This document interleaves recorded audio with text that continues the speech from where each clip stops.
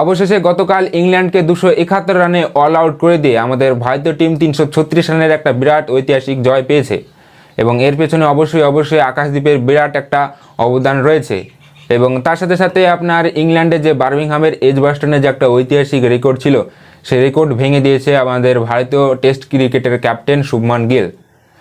আপনার বার্মিংহামের এজবাস্টনে এখন পর্যন্ত আপনার 9টা ম্যাচ হয়েছে এবং তার মধ্যে 7টা ম্যাচ আমরা হেরে গিয়েছিলাম এবং একটা ম্যাচ ড্র হয়েছিল। এবং এই রিসেন্ট গতকাল শুভমান গিলের ক্যাপ্টেন্সিতে আমরা এই প্রথম ম্যাচটা জিতলাম আপনার বার্মিংহামে।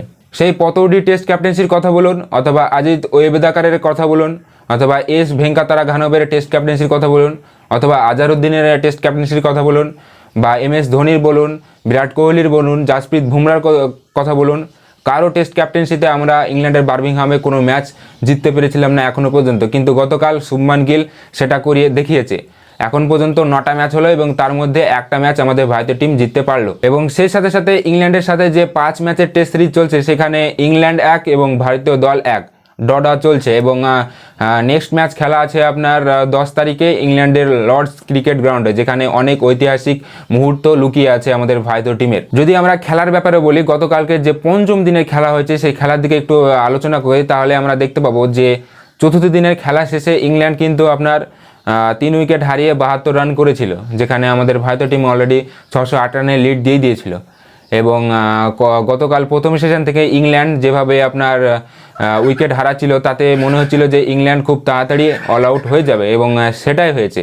কারণ আকাশদ্বীপের দুর্দান্ত বোলিংয়ে আপনার ইংল্যান্ড টিমের যে ব্যাটিং লাইন সেটা একদম ধূলিসাৎ হয়ে গেছে। কারণ আকাশদ্বীপ দুর্দান্ত ব্যাটিংকে ইংল্যান্ডের ব্যাটারকে আউট করেছে।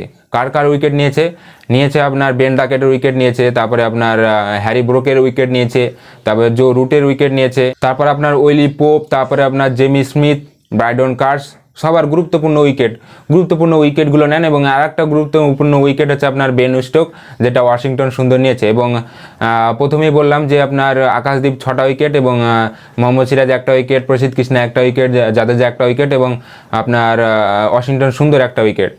তো সব মিলিয়ে আপনার ইংল্যান্ড টিম 271 রানে অল আউট হয়ে যায় এবং আমাদের ভারতীয় টিম 336 রানে একটা বড় ঐতিহাসিক জয় পেয়েছে গতকাল।